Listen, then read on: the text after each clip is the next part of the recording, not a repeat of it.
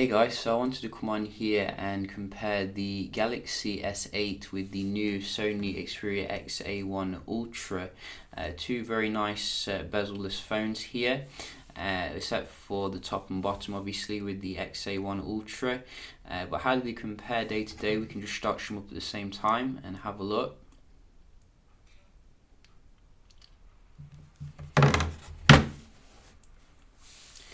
So the XA1 Ultra comes in at about half the price of the S8, but does have more mid-range spec here in general. You can see the S8 has a slimmer form factor, but the size of the screens is actually about the same here. So if they could just shave this top off, they could really do something amazing for the XZ1.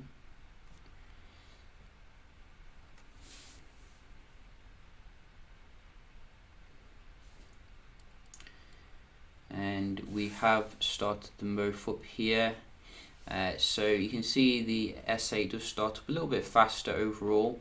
We're going to do a speed comparison between the two and then basically have a look how they do compare in terms of the software, etc.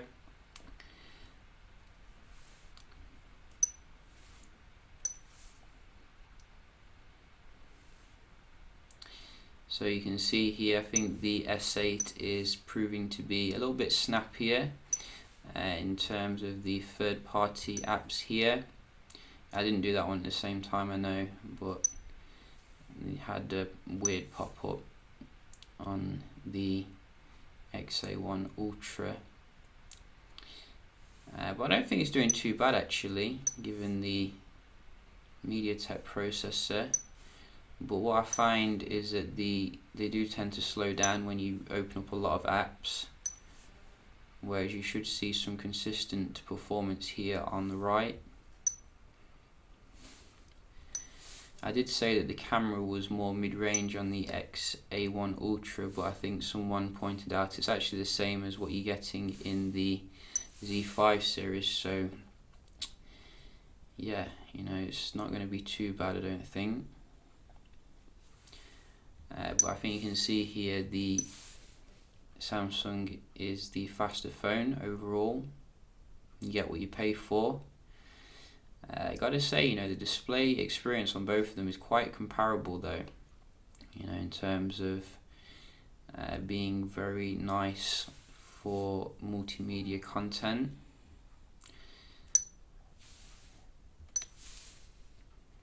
Apparently the front facing camera as well on here is optically image stabilized, which is really weird how they can't put that on the back.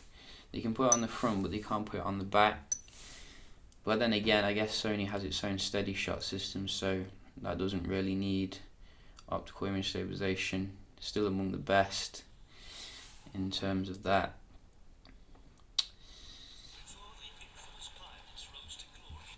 So overall, I think I'm going to give this to the S8 in terms of the performance here. It just seems to be a little bit snappier, and we can just have a look at the speed of the Wi-Fi.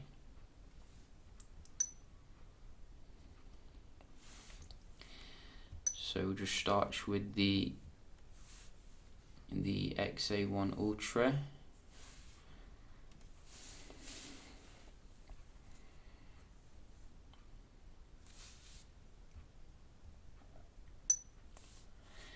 Which gets a very MediaTek score here overall.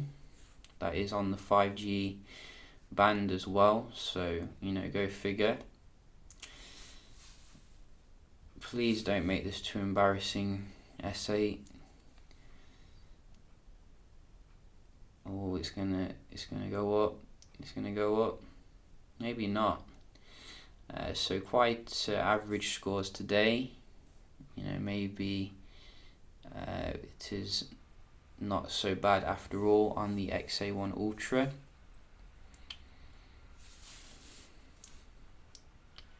Give it another go, just to be fair.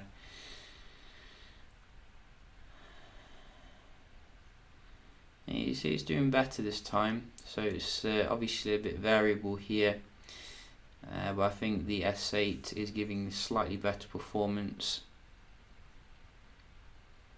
which is good. And we can, oh, they have done some changes to Bixby, I think, to make it like more tempting to actually try out. Still not motivated though. We can just have a look at the browsing.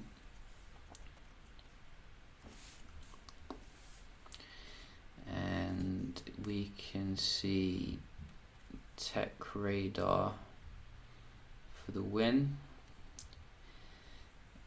And go.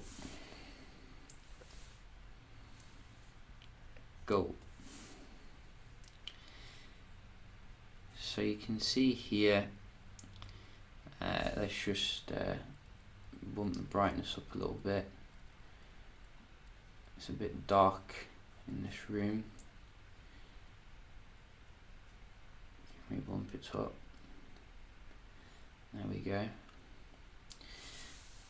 And let's see here.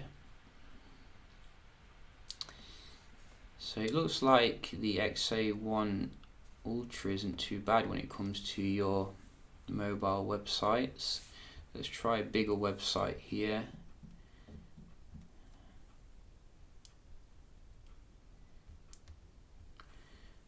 Go. And go.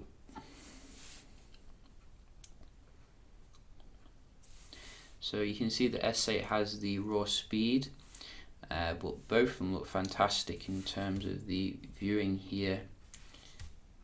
Content, absolutely marvelous. I actually think I prefer the Sony way of doing the bezel-less display here, because it does prevent ghost touches. I notice with the curved display you are susceptible to that a lot more. So props to LG and Sony for this kind of non-curved option. But I think the S8 is slightly faster still. We're going to have a look at the multitasking and round the video off quite nicely.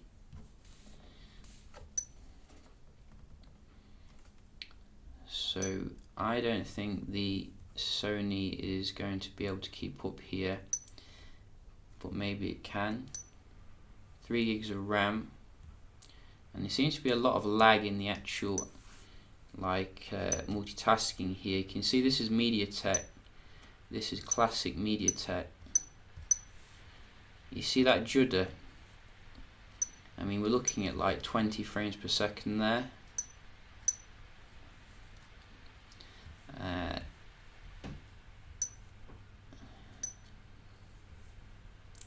So absolutely awful lag when it comes to the scrolling here. Maybe it's a bug, you know, maybe they'll fix it with a software update, but that would not be very nice to use day to day. The actual holding in memory seems to be about comparable, not hugely different here, which is good. Let's just try Angry Grand Run. Actually seems to be doing better than the Samsung when it comes to your gaming. Wow, that's amazing. Look at that. So I think I'm going to give this to the Sony here when it comes to the holding in memory aspect, but they need to get rid of that lag, because it's just horrible to the eyes. But nevertheless, I am giving it to the Sony. You can see it's held all the games pretty much in memory, which is fantastic performance. So yeah, very interesting results here. You can see generally the apps opening going to Samsung, as well as the Wi-Fi, but the multitasking still going to Sony here. I think Sony's definitely doing better when it comes to the memory management. If they can just shave off the top and bottom bezel here as well, and keep it without the curve for the next one, that would be great. And I think very competitive with the Note 8. Hopefully they will do that. So yeah, just a quick comparison here between XA1 Ultra and the Galaxy S8. If you've got any questions, do let me know. Hope you enjoyed the video, and I'll see you in the next one. Cheers.